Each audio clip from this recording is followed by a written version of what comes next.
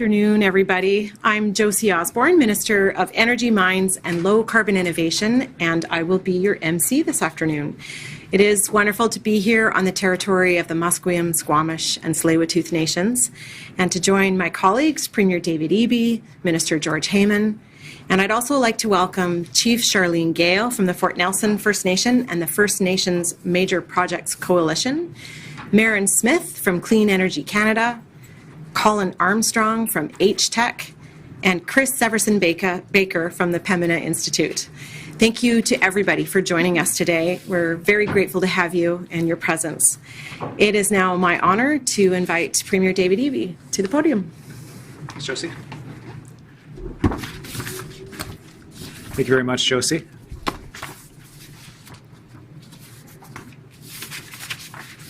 There we go. Hello again. I'd like to start by acknowledging we're on the territory of the Squamish, Musqueam, and Tsleil-Waututh people. It's great to be here with Josie Osborne, Minister Heyman, and special guests today. Today we are taking another big step to meet our climate targets and build a better future. People are facing many challenges right now.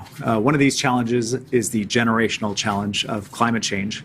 It used to be that we worried about climate change in terms of its impacts on our kids and on grandkids, but British Columbians are seeing the impacts of climate change today all around them. People in Lytton lost their homes and community to wildfires. Farmers' crops and livestock were wiped out by flooding on the Sumas Prairie.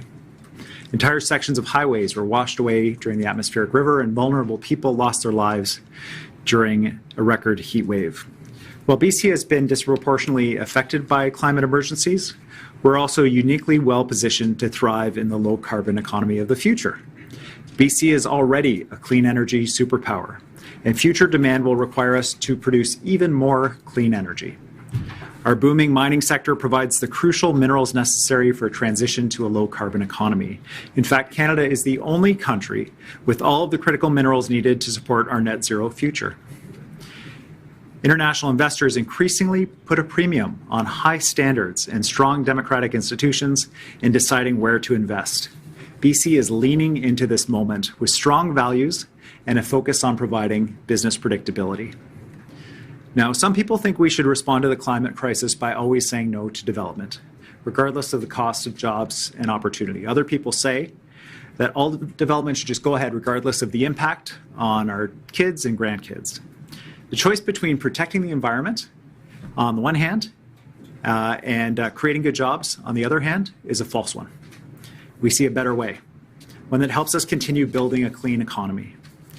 One that works better for people and the climate while respecting First Nations, and one that provides predictability for industry and a path for responsible development of our natural resources. When it comes to the new clean economy, BC is open for business. In the last 5 years, we've made real progress together. We started with implementing one of the most ambitious climate action plans on the planet. We're eliminating inefficient fossil fuel subsidies. We've taken strong action on old-growth forests and species at risk in partnership with First Nations, while working to make forestry jobs more sustainable by adding value, so those jobs become stable, no longer precariously tied to a fluctuating market. And we've done all of that while leading Canada's recovery from the pandemic, creating good new jobs in clean tech, low-carbon energy, and more. That's what I like to call a very good start. But the scale of the climate crisis and the tremendous opportunities before us mean we must act with more urgency than ever before. That's why I'm announcing our new Energy Action Framework, our government's plan to meet BC's climate targets for industry and build a better future for people with good jobs and opportunities in the clean energy economy. It's a plan that supports Clean BC, respects First Nations, and benefits the climate we all rely on. The framework includes key actions to ensure oil and gas projects fit within our climate commitments and supports new opportunities in clean energy and technology. These 4 key actions are: first, following engagement with First Nations workers, industry, and stakeholders, we will bring in an emissions cap for the oil and gas industry. This provides predictability and strong measures to align efforts to make sure we hit our targets. Second, we will require all newly proposed LNG facilities in or entering the environmental assessment process to have a credible plan to reach net zero emissions by 2030. Projects that are interested in reducing emissions can pass this test with the right planning and innovation. We know that project proponents are already moving in this direction because industry knows this is where we must go to deliver a low-carbon future. Third, we will establish a Clean Energy and Major Projects Office. This will help ensure BC is a leader in the global clean energy future by expediting approvals for clean major projects while maintaining our high standards. Global markets have rapidly changed over the last couple of years, and the urgency over the low-carbon economy we need to build has only grown. We need to adapt to ensure British Columbians are not only protected, but able to prosper. Finally, we'll create a BC Hydro task force to electrify the provincial economy. Our intention is to leverage our clean electricity to supercharge BC's economy and open new opportunities for business and job growth in the future. Despite everything we've been through over the last few years, British Columbians are optimistic about our province's future. Yesterday, I was in Washington State talking with U.S. clean tech investors. I can tell you this, they share our optimism. They see a bright future for our province, one with a skilled workforce, abundant resources, and limitless potential. One where government is bringing people together to tackle our biggest challenges. If we continue working together, industry with First Nations, workers and businesses, all levels of government, we will build a stronger, more secure British Columbia with a cleaner economy that leaves no one behind. So people and families have jobs and opportunities to build good lives here. Thank you.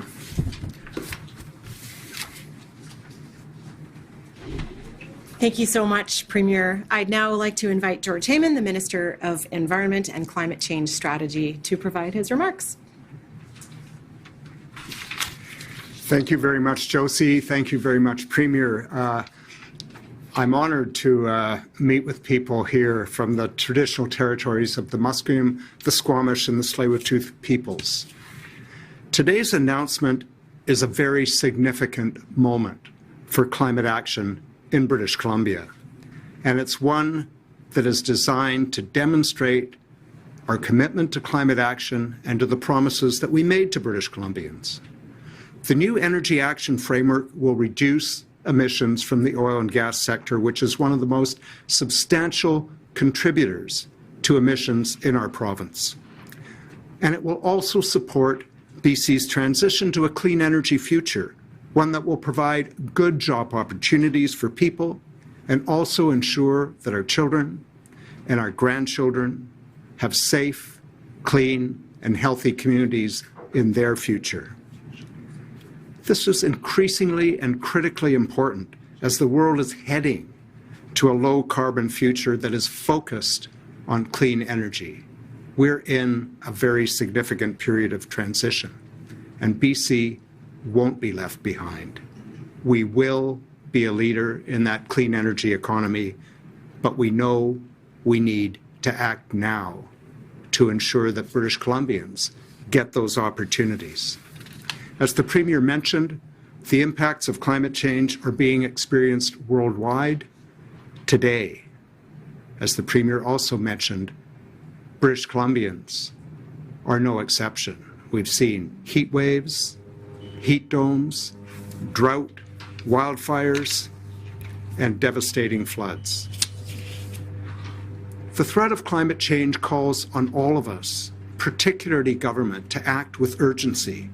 And we're responding to that call with the new Energy Action Framework. This framework builds on the substantial actions that we've already taken through Clean BC. It supports those actions. It supports our climate plan to cut carbon emissions, as well as building new opportunities for people in a clean economy. As the Premier mentioned, as part of the framework, we will bring in a new oil and gas emissions cap by regulation. We will be consulting with stakeholders, with industry, and with First Nations about exactly how to implement that cap, but that regulatory cap is the mechanism by which we will keep our promises to British Columbia to reduce emissions. And it will ensure that the oil and gas sector fits within our 2030 sectoral emission targets. The framework, as the Premier mentioned, also will include a requirement that all new LNG proposals, either in the environmental assessment process currently or seeking to enter it must have a credible plan to be net zero by 2030. We've been clear all along that any new LNG projects must fit within our climate commitments, and our new framework will ensure that this is the case. It will provide the binding mechanisms that will give life and certainty to our commitments to British Columbians. Through Clean BC, we're working to electrify our economy and to ensure that all sectors contribute to reducing emissions in line with our climate targets. As we laid out in the Clean BC Roadmap to 2030, new large industrial projects will be required to submit detailed, credible emission reduction plans that show how they will be net zero by 2050 and how they will align with our 2030 and 2040 targets. And we will be going out to consultation on our proposals in that regard this spring. But BC's largest industrial operators are already heading in this direction. They've already, many of them, representing over half of the emissions from industry in British Columbia, made the commitment to be net zero by 2050. We've seen what's possible with the recently announced Artemis Gold and Silver Mine project. It will be powered by renewable electricity, and they are working toward being net zero by 2029. There are other parts of the framework which my colleague Minister Osborne will address, a Clean Energy and Major Projects Office and BC Hydro's new Energy Task Force. These are important because they build on our Clean BC plan to ensure that we create a clean economy that works for people, that provides jobs for British Columbians, that addresses the climate emergency, and keeps our government's commitments to British Columbians and to Canada and to the world. So together, British Columbia will continue to be a leader in fighting climate change and protecting our environment. We can build a stronger, more resilient future for everyone, and today's announcement will demonstrate not only that that is possible, but exactly how we intend to do it. Thank you very much.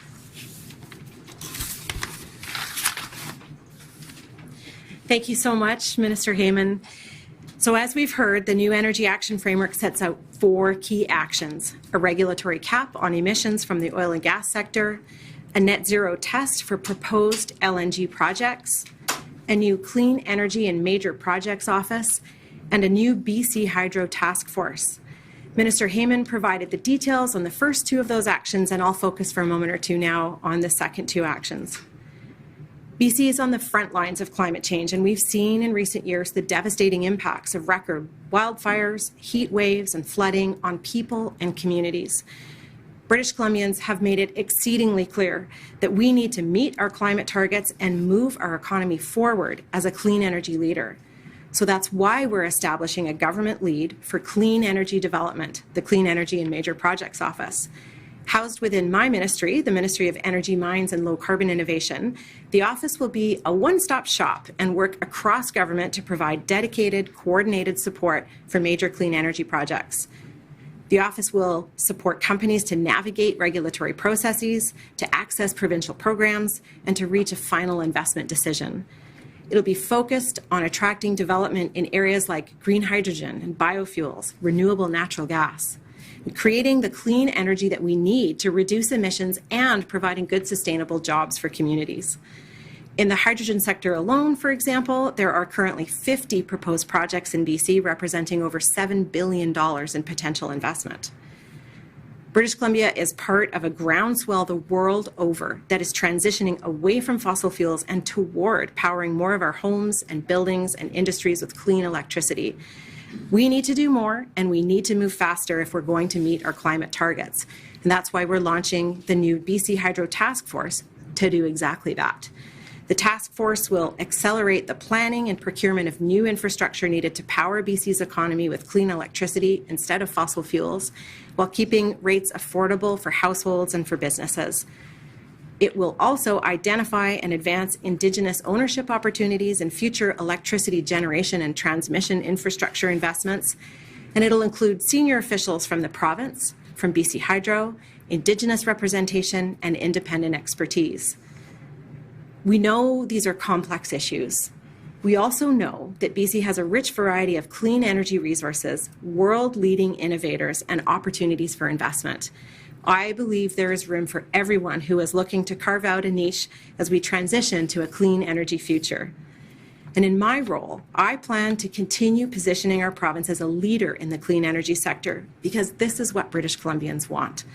And ultimately, it's what the new Energy Action Framework is all about. Our next speaker is Chief Charlene Gale from the Fort Nelson First Nation. She is also the board chair of the First Nations Major Project Coalition. And welcome, Chief Gale. Thank you. So I'm Chief of the Fort Nelson First Nation, but I'm also the chair of the First Nation Major Projects Coalition, in which the capacity I'll be speaking to you today. I want to recognize that I'm joining you from the unceded Treaty 8 territory in my home of the Fort Nelson First Nation. And it's important for me to note that the Treaty 8 is a peace and friendship treaty, as our ancestors did not cede or surrender our homelands. I am pleased to be included in today's announcement. Indigenous nations across Turtle Island are playing a big role in shaping the energy transition and are demonstrating that it can be Indigenous-led. We have several prime examples of this leadership within the coalition. The coalition's membership is comprised of 130 First Nations across Canada, with 62 of our members here in British Columbia. Coalition member First Nations have been clear that the only road to net zero runs through Indigenous lands. I am optimistic that today's announcement of the Clean Energy and Major Projects Office will help encourage and streamline partnerships between the private sector and First Nations to the benefit of all. It's great to see the leadership demonstrated by Premier Eby and Minister Osborne in establishing this new energy action framework that has been announced today. I look forward to, as I know other First Nation leaders across this province will as well, to the inclusion of our priorities as key principles in building out all aspects of the energy action framework across all energy sectors. I'm particularly pleased to see the creation of a task force on electrification as part of this framework. Coalition members of our coalition are already demonstrating this leadership as partners in electrification. One example of this interest is the recent 50-50 equity precedent the coalition helped our members in Ontario set with Hydro One on new transmission projects. We hope similar models of inclusion can be created here in BC. Another example is in my home community of the Fort Nelson First Nation, where we're championing the only 100% Indigenous geothermal project in Canada. Once complete, the project will produce 7 to 15 megawatts net geothermal baseload electricity that will displace gas-fired generation on which the region is currently 100% dependent on. While I've outlined some early examples of success, more work still needs to be done. In closing, I'm leaving you with these thoughts. The energy transition will not be successful without true partnerships between First Nations, the private sector, and government on terms that respect our interests. First Nations must be supported with adequate capacity so that free, prior, informed decisions form the basis of a business partnership.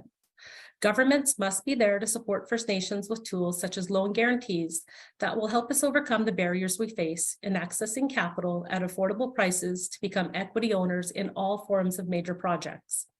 We must focus on creating an investment climate where BC can attract ESGI capital for investment in projects that are in line with the values of First Nations.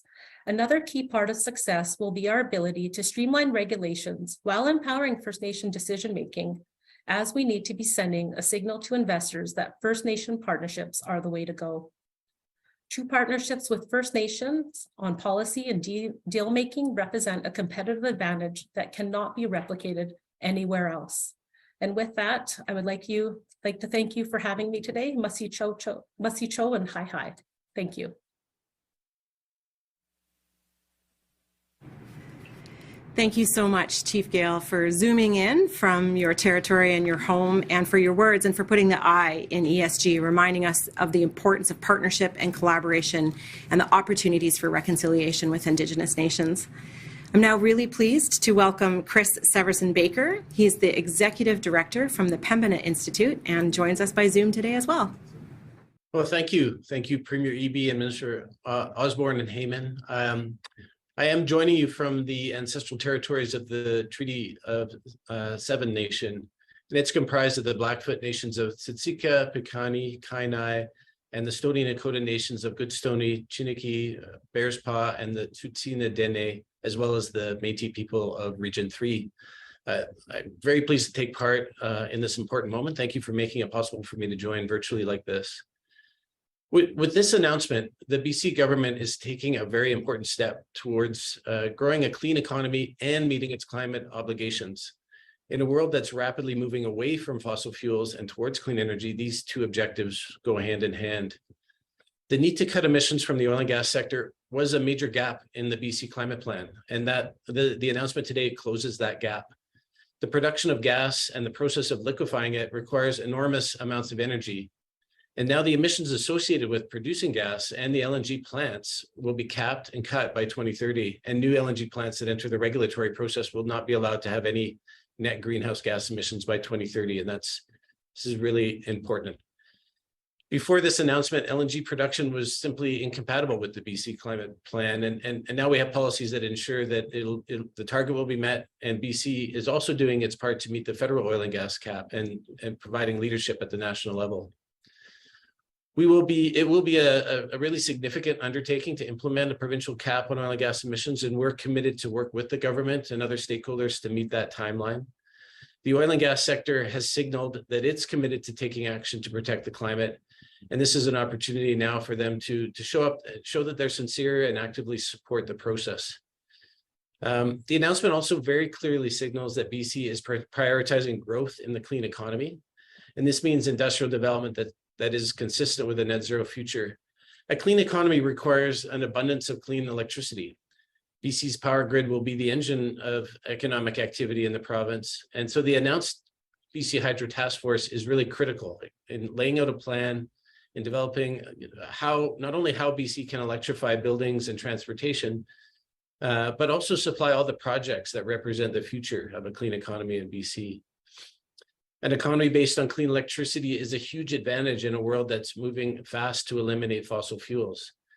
Analysis by the International Energy Agency clearly shows that if momentum on clean energy and climate action continues at its current pace globally, the world will not need new LNG projects, but the world will need huge amounts of clean electricity and products that are made using clean electricity.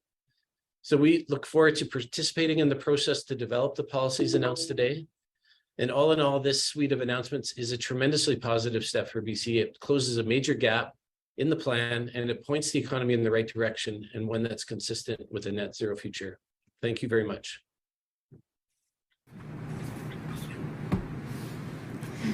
Thank you so much, Chris, for joining us by Zoom. It's now my pleasure to welcome Maren Smith from Clean Energy Canada, who is here with us in the room, to come up to the podium. Thanks, Josie, and thanks, Premier and Ministers Heyman. I, too, would like to acknowledge that we're here today on the territory of the Musqueam, Tsleil-Waututh, and Squamish First Nations. Today's announcement really signals a new direction for British Columbia, one that aligns our economy with our closest neighbors and trading partners, California, Washington, Oregon, and the rest of the United States. America and the EU has announced investments of over $1 trillion towards a clean energy future. So today's announcement is also going to grow jobs across BC, and it pivots our economy for a durable and a prosperous future. So first, the Clean Energy Major Projects Office. This signals new priorities and a new approach to building our economy, one that focuses on clean energy projects like the copper or nickel needed for batteries or green hydrogen, renewable electricity. Both ministers have spoken about this. And these are industries that are going to be growing in 2030 and 2040 and will offer communities more sustainable economic opportunities and secure long-term employment. Second, the BC Hydro Task Force announced to advance BC's electric future. It's critical so that BC can create the electricity it needs to power our existing industries, and equally important, to attract new ones. Quebec is way ahead of us on this. They've already landed hundreds of millions of dollars of investments in refining, battery manufacturing, green hydrogen, and more. Global companies like Volkswagen Group, I'm sure you saw this yesterday, They're investing in Canada. They are announcing billions in investments, and it's linked in part to the availability of clean, cheap electricity. So this is a key competitive advantage that British Columbia has and that we must build on in order to land new investments here in BC. Growing BC's electricity production is also going to create new opportunities for economic partnerships with Indigenous nations all around the province and support sustainable jobs and revenue streams. And lastly, today's announcement completes our climate plan, Clean BC, which to date has been missing clarity on a crucial component, the oil and gas emissions. This newly announced oil and gas emissions cap, which includes LNG facilities, is one of the last pieces of the climate plan puzzle. Clean BC has regulations, policies, and programs to reduce carbon pollution from cars, trucks, home heating, and other industries.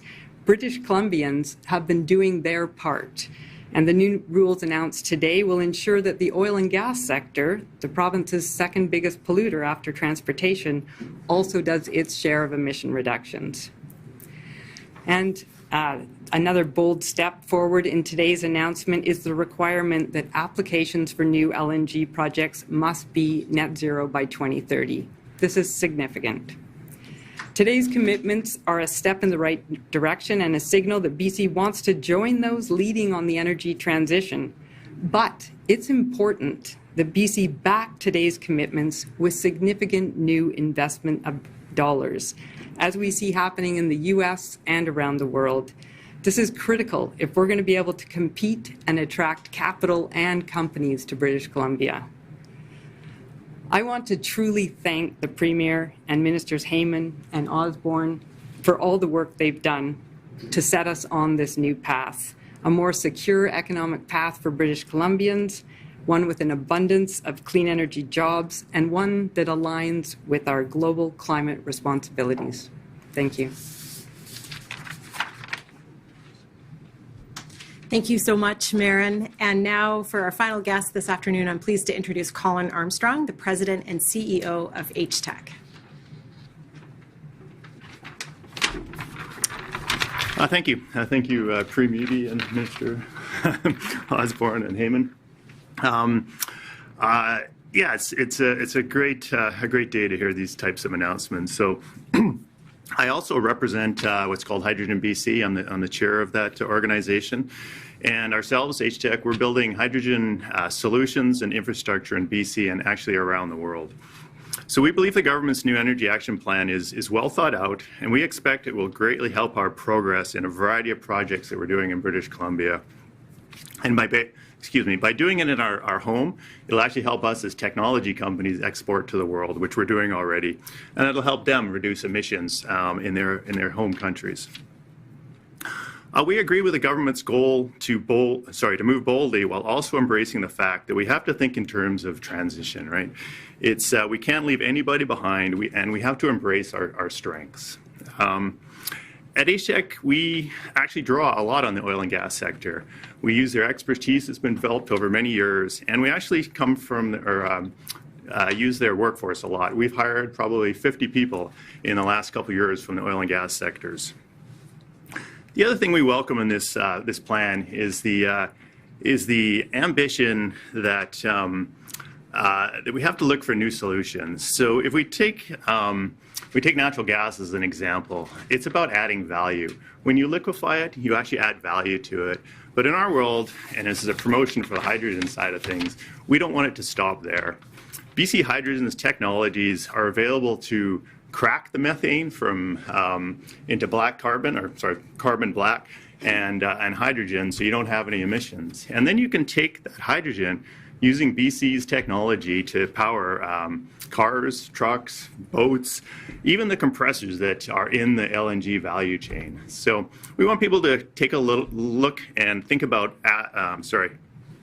adding value as we progress down this plan.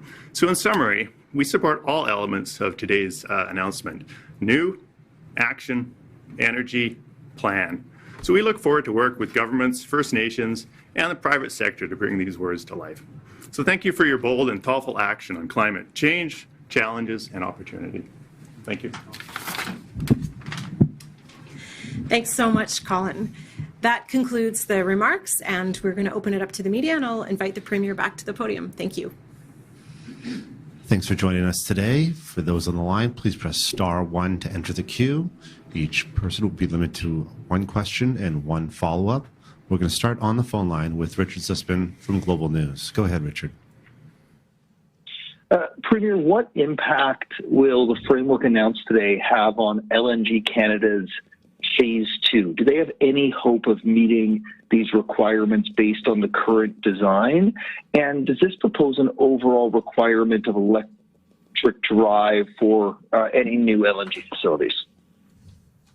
Today's announcement establishes our intention of working with industry, with First Nations, with stakeholders, with workers, in designing a regulatory framework that achieves our climate change targets around carbon pollution and aligns our efforts as a province with the efforts of industry.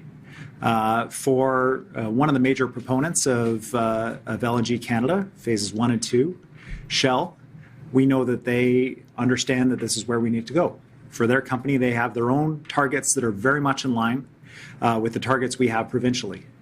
For other proponents, Woodfibre, for example, we know they're working right now to be net zero before 2030. And we hope they're able to hit that goal because we have a shared priority, responsible use of our resources, protecting our kids' and grandkids' future. We think that the dichotomy, the idea that you can only have economic development by abandoning environmental principles, or that you, by holding to environmental principles, you have to give up on jobs and opportunities, is a false idea. And we demonstrated that today with the remarkable announcement around the Haisla LNG facility.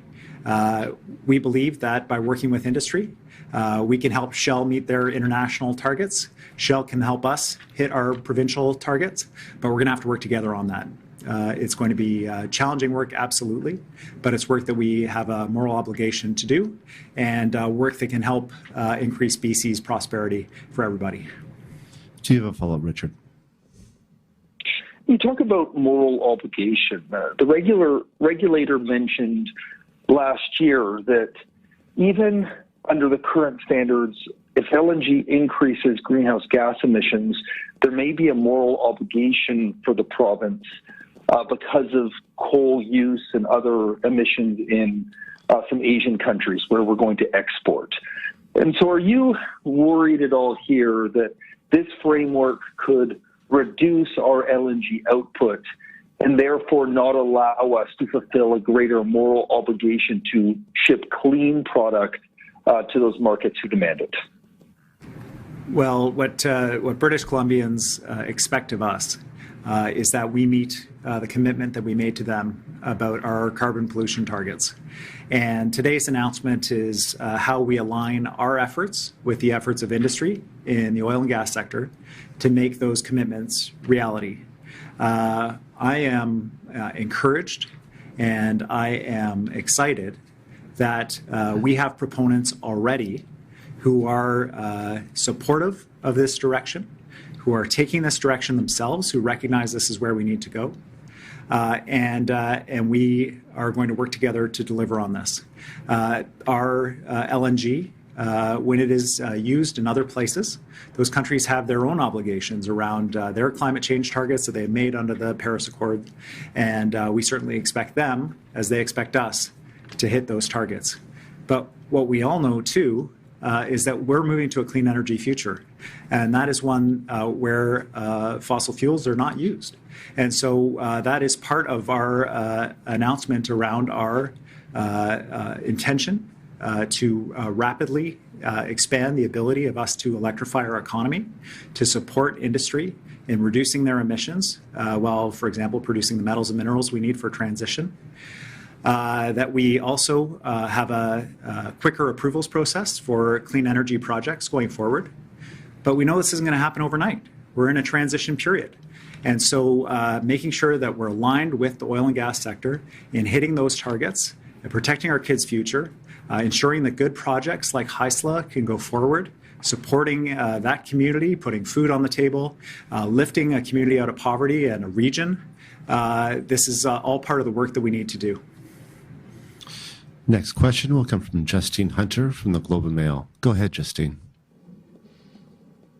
Thanks. I didn't see in the press release any reference to the total GHG emissions associated with Cedar LNG. I'm wondering if you could give us that total for what when they're in production in 2027, which is, I think, the target. And also, how much of a reduction do you expect to see from the cap on emissions from oil and gas? Thanks. I'll pass that over to Minister Heyman. Thank you very much. Thank you, Justine, for the question. I believe that Cedar's emission profile is about 1/4 of a megaton at the facility and up to 3/4 of a megaton from the actual extraction and transmission of the gas through the pipeline. That's dependent on a number of factors. But the important point we're making today is that the HISA are committed to working with the BC government to move their facility to near zero. And it's also important to note that the regulatory cap on emission reduction will apply to Cedar. It will apply to the entire sector, both the extraction of gas, the movement of the gas, and any facilities that process the gas. So we will be setting the cap on emissions from the sector to line up with the sectoral emission reduction targets that we announced for the oil and gas sector a couple of years ago. And this is, in fact, the mechanism that will keep the promise we made to British Columbians and the message we sent to the sector that that is their contribution to British Columbia meeting our emission reduction targets and our global responsibility. Do you have a follow-up, Justine? Yes, thanks. On the BC Hydro Task Force on electrification, I'm wondering if there are any timelines, targets. Do we have an idea of where they're going to get all this electricity from? Thanks.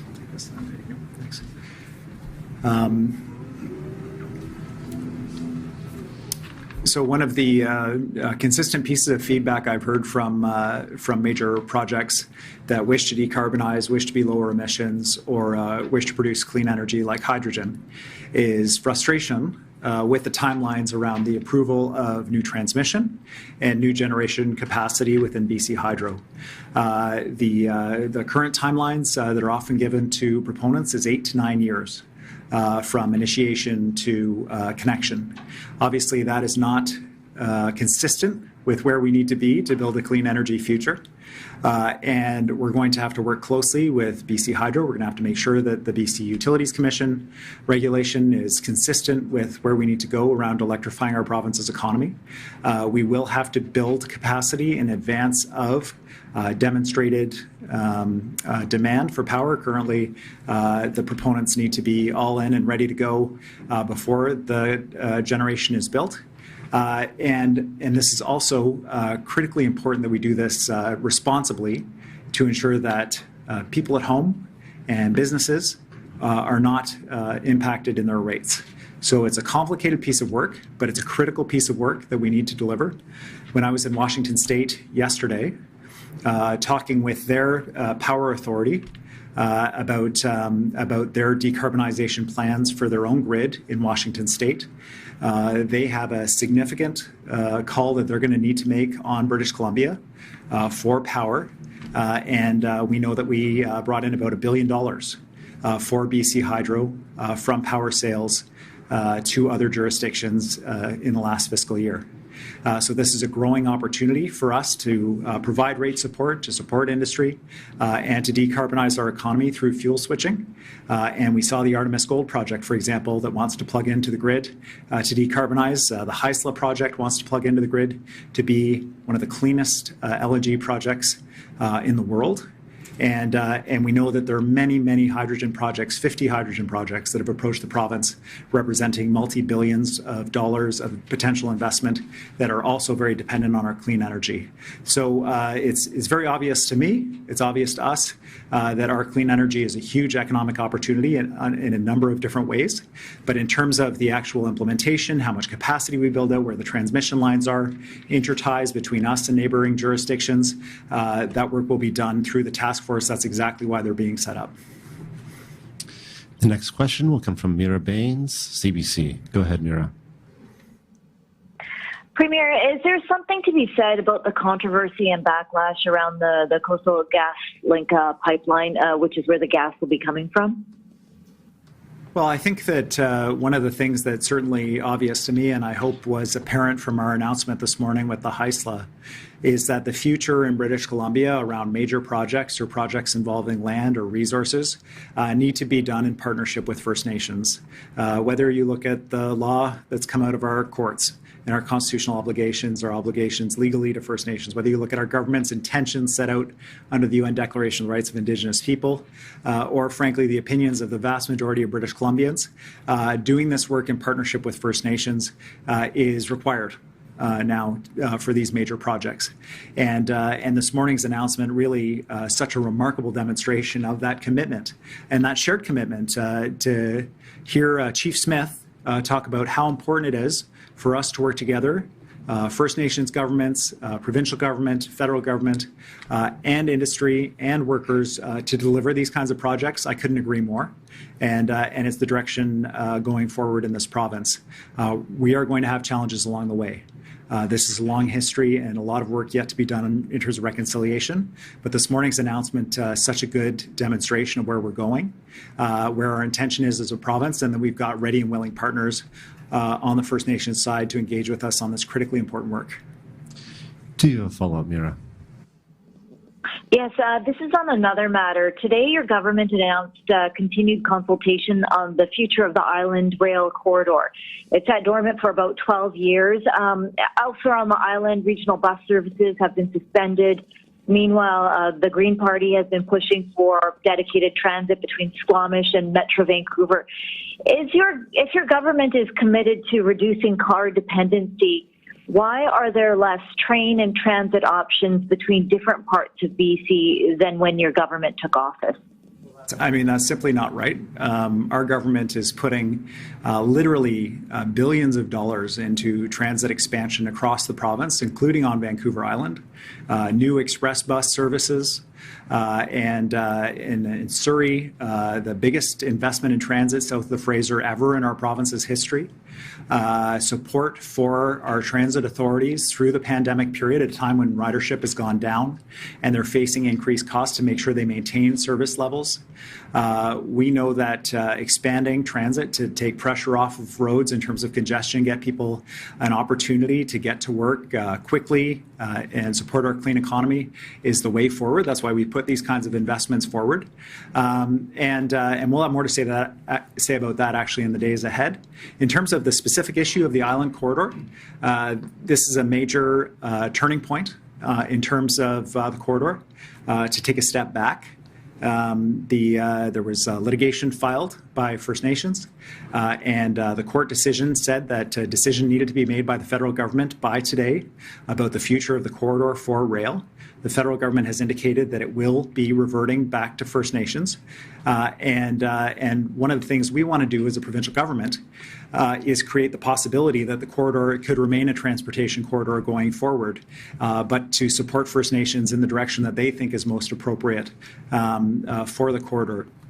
Just again, briefly, the history of this corridor is that the train line, the rail line, was built by a private company that was compensated by giving massive tracts of land in South Vancouver Island to that company in exchange for building the railway. That land belonged to First Nations. And the rail line itself cut right through the middle of communities, divided reserves, as small as they were, up and down the island. A gross injustice to First Nations people, a horrific artifact of our colonial history that took place. The fact that the land is reverting to First Nations is absolutely the right thing. And our provincial government sees a chance here to work with those First Nations to support them in having the capacity about deciding how that property is best used for their interests, but also providing the possibility that the highest value is keeping the corridor intact and nations working together with the regional district in ensuring it is a transportation corridor. This is not the end of the line for the corridor. This is just the beginning of the work in a different way, in the way that all of our projects and land use decisions need to work in this province in partnership with First Nations. Our next question will come from Binder Sejan from CTV News. Go ahead, Binder. Hi there. Just want to make sure I have this right, that LNG projects that aren't fully approved, like Cedar LNG, need to actually achieve zero emissions by 2030 and not just have a plan in place.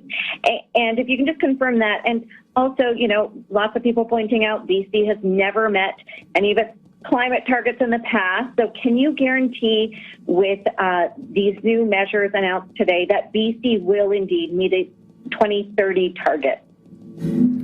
Sure. Two parts to that question. So for the first part, there are two major announcements in relation to oil and gas facilities and LNG facilities in the province today.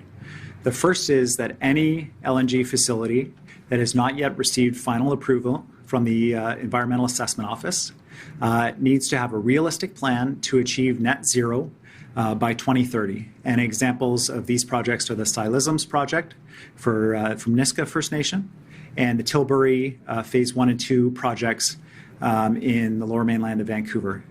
They are not yet through the environmental assessment process, and so they are affected by that new emissions test. There are a number of projects that are through the environmental assessment process. And this morning, the announcement was that Haisla First Nation is through the environmental assessment process and is approved on the government side. It's awaiting final investment decision from their investment partners. But it is not affected by that net zero 2030 requirement. However, they have agreed to enter into an MOU with the province to drive their emissions to near zero by 2030 and to work on other decarbonization efforts in their community in terms of our shared climate goals. There are a number of projects that have been approved and have been approved for many years, but under permits issued by the previous government. These include LNG Phase 1 and 2, wood fiber LNG, for example. Those projects and all of the projects I just listed are captured by the overall oil and gas emissions cap that Minister Heyman and Minister Osborne went into some detail on. So it is, there are a number of projects at different stages in terms of approval and final investment decision within provincial government and private industry decisions, but all of them are captured by that overall cap and bringing that down over time. In terms of us meeting our climate targets, you heard here today from serious, incredible people concerned about BC hitting our targets, that this oil and gas regulation will assist us in meeting our targets for that sector. But it's not just that sector. We have targets in relation to transportation and buildings and other sources of emissions across the province. And we've got to continue our work. And the regulation, though, is a very significant step in terms of aligning the efforts and the understanding of industry that we have to move in this direction, that they've already committed to move in this direction, but that we're all going to move together, ensuring that we're going to hit the targets. And it is a significant announcement about how we're going to do that. You were described as a missing piece of our Clean BC plan. I see it as complementary to what we said from the very beginning after being sworn in as government, that we wouldn't be approving or proceeding with LNG projects that didn't fit within our climate targets. This regulation will ensure that that is indeed the case and align industry with us in finding ways to make sure we do hit those targets. Well, Minister Heyman, if you have anything to add about that.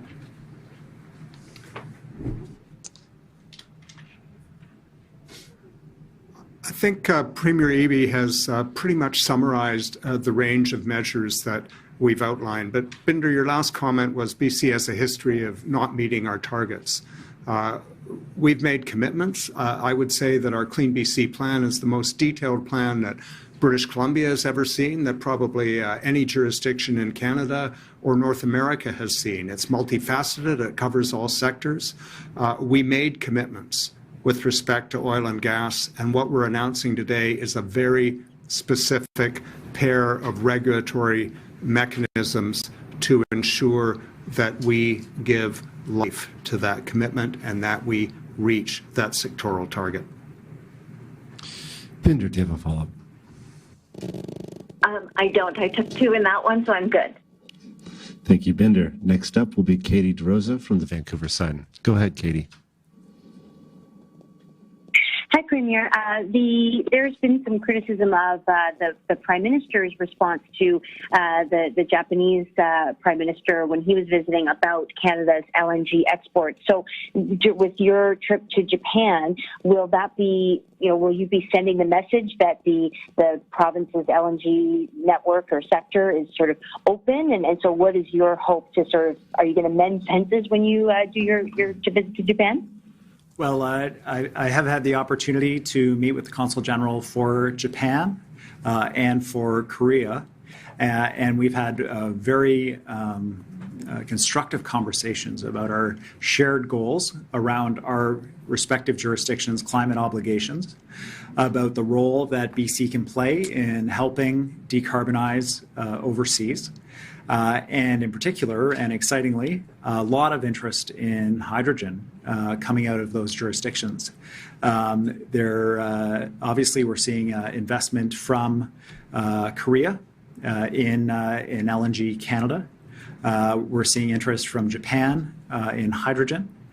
So it's just an example of, frankly, the opportunities that we see if we do things right, if we align and we're able to approve projects, if we have the clean energy available to deliver those projects, which is what today's announcement is about.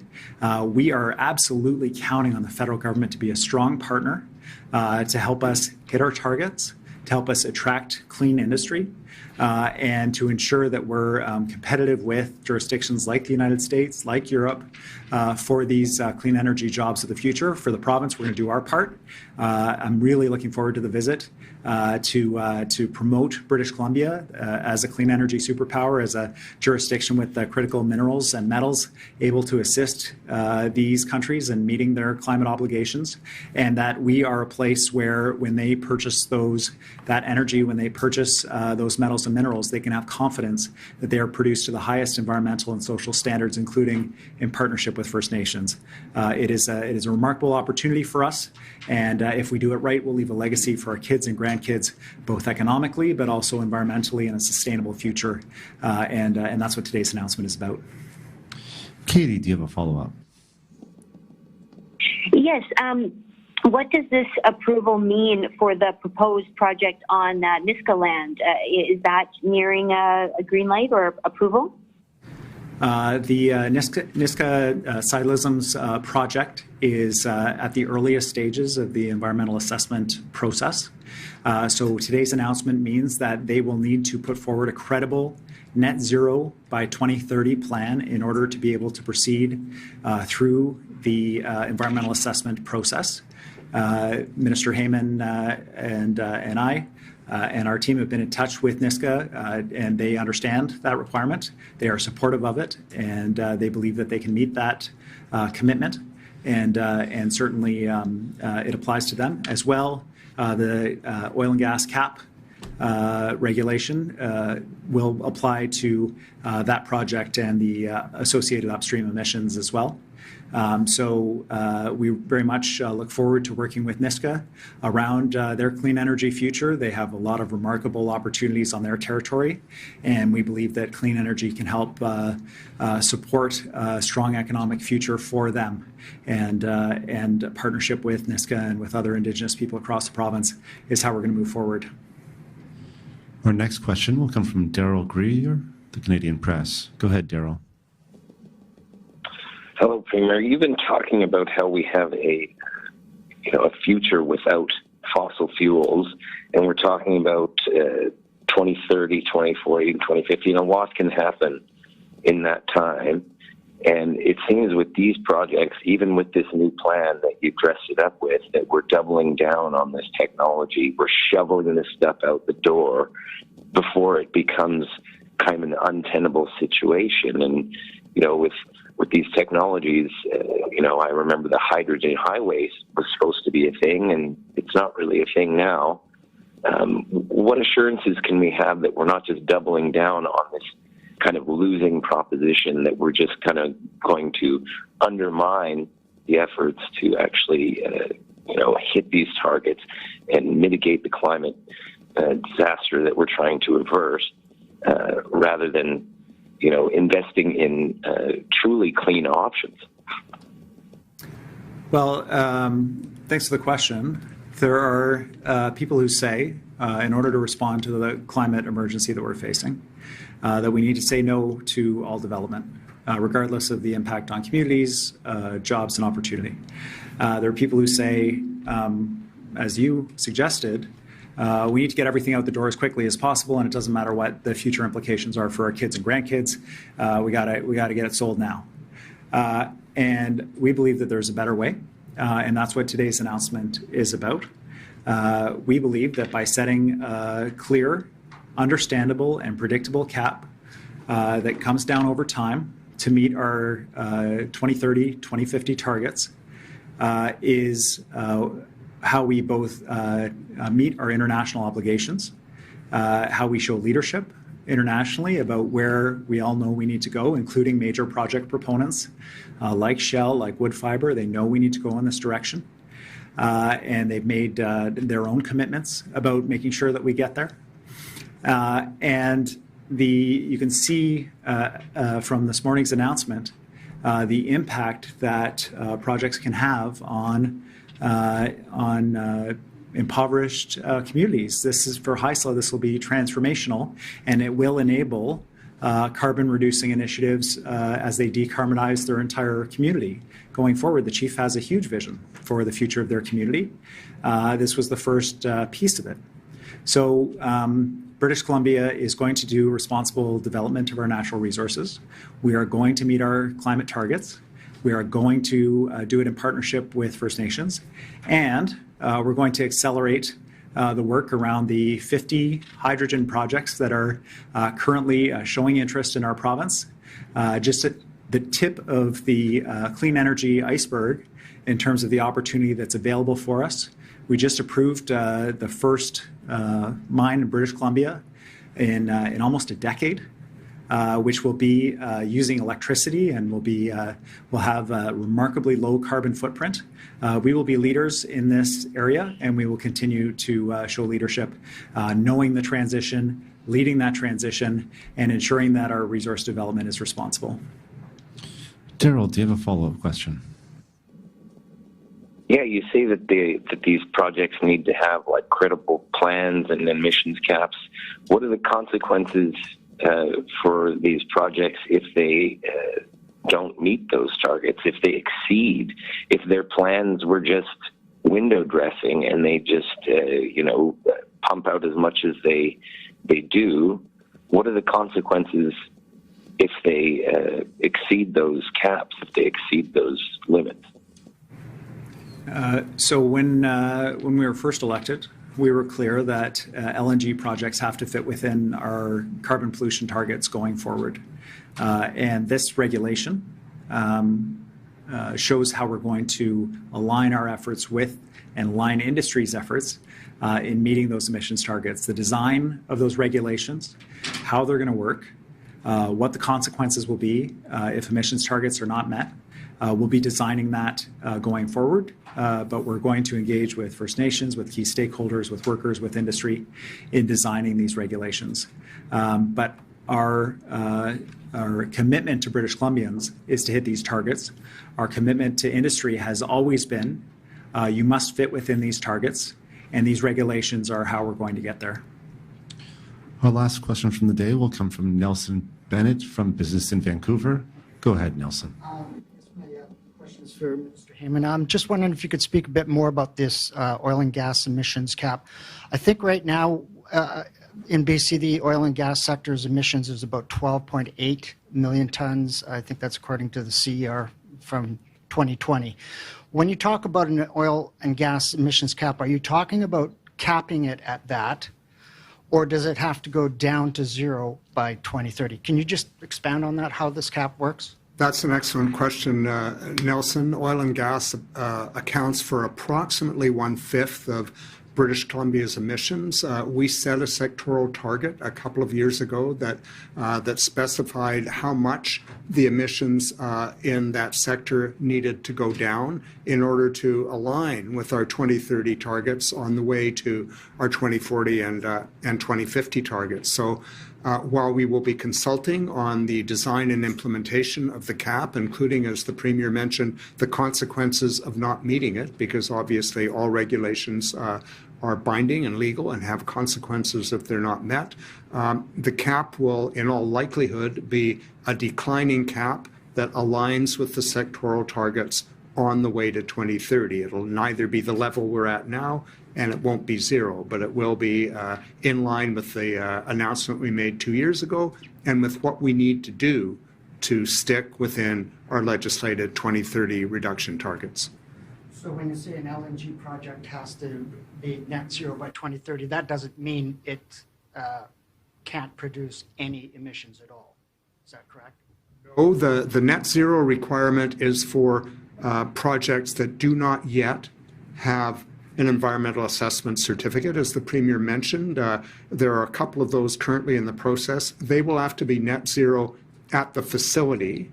All projects that are currently certificated, as well as all other operations within the oil and gas sector, including the pipelines and the extraction of gas, will be subject to that declining cap. If you design a project that is net zero at the facility, there's not much decline left to happen. Thanks so much for your questions, and thanks for joining us today.